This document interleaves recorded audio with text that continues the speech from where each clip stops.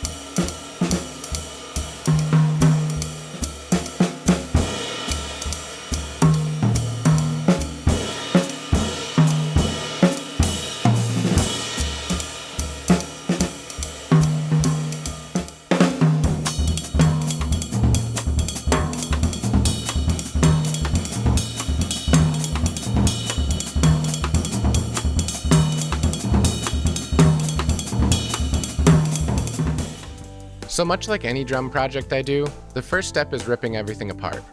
Loosening tension rods, removing rims, drum heads, and then finally all the lugs and any other mounting hardware attached to the shells. I find it super helpful when I can keep everything organized as I take it apart, but for these 3 Tama drums, I found that most all of the tension rods, lugs, and screws were all the same size, so I didn't need to be too careful with keeping everything separated. When it came to the snare drum, I did make sure to keep all of those parts separated since it was a Ludwig, and I was sure the screws and tension rods may vary in length and thickness. Doing this for a whole set of drums can take some time, but it's also a nice chance to get an up-close look at everything and see the quality and condition of the shells and components. Once I had all the drums stripped, I took them upstairs to finish prepping these shells for refinishing. Before I could remove the wrap, I did need to cut out the grommets holding the badges in, and for this, I like to use a countersink bit to break the flange on the grommet. If somebody has a better way of doing this, please feel free to let me know in the comments, but typically, once I have the flange broken, I go in with a set of pliers and work it until I can pry it up through the other side. After I have all the grommets out, I can take a heat gun and loosen up the adhesive holding the wrap onto the shell, and then pry it away with a putty knife or some other tool. On most drums, I find that there's only a small area where the wrap is glued down, so once you have the seam broken apart, the wrap comes off pretty quickly.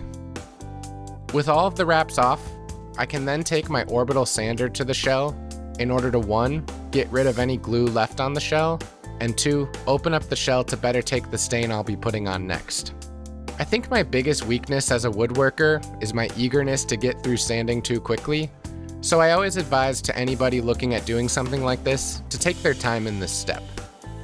With the shells now sanded, I then added some painter's tape to the inside of the shells to keep any stain from seeping through the holes while applying the finish. If I were working on nicer shells, I'd probably take the time to add some tape to the bearing edges, but I figured I could just try to be careful while applying the stain to not get any on the edges. For the stain, I decided on using a color called Carbon Gray, and my main reason behind this is I'd really like to finish another set I have in a gray color, so I figured I could at least test it out here and see how it might turn out in the end. After the first coat, I really didn't feel like I was going to be able to get the look I was searching for, but after a few days, I came back and added another coat, and at this point, I could really see the finish getting closer to what I was after. I did have to come back and do some extra work on the bass drum, backtracking a bit with sanding and reapplying finish. The toms and snare already had a high gloss look to them, just from the coats of stain I did, but I had to add a few coats of polyurethane to the bass drum to match. I really struggled to get this drum looking similar to the other three, but I did my best and accepted it was only going to be noticeable from the perfect angle and lighting. With these shells now finished, I could begin the process of reassembly. I ordered these 1/2-inch air vent grommets from Amazon, and they worked really well. The interior of the threaded piece fits an Allen wrench that can hold the grommet in place while you secure the nut. And unlike the original grommets on these shells, these ones are reusable, so I could easily remove them if I ever decided to change the finish on these drums at a later point. I did have to drill out the air vent hole on the snare since the Ludwig vents were only 3/8 inch, but other than that, all the other drums fit them perfectly. Once I had all the air vent grommets installed, I could begin the process of putting the drums back together one by one.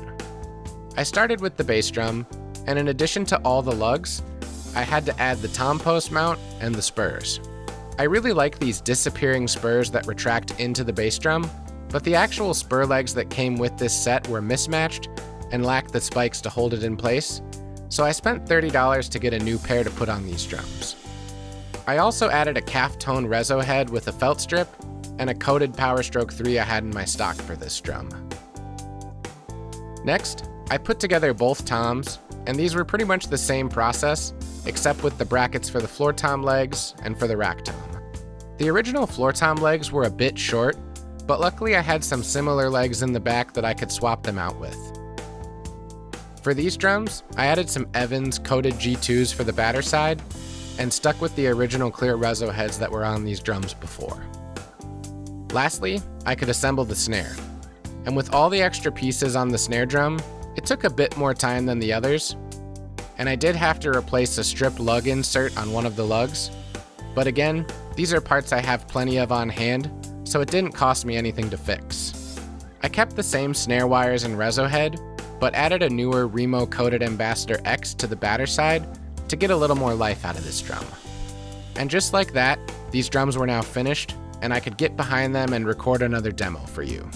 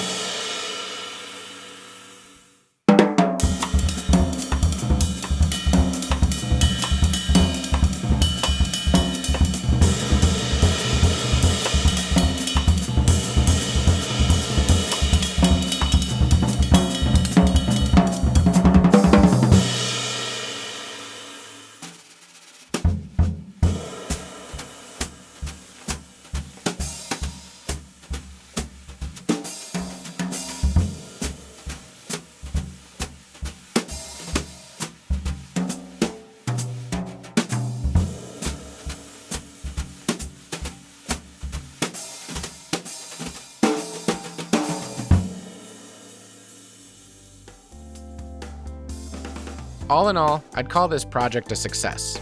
The drums sound great, and I'm a big fan of these jazz sizes for lighter gigs and rehearsal spaces. I think the finish job looks a lot better with all the hardware back on these shells, as it draws some attention away from the inconsistencies in the wood.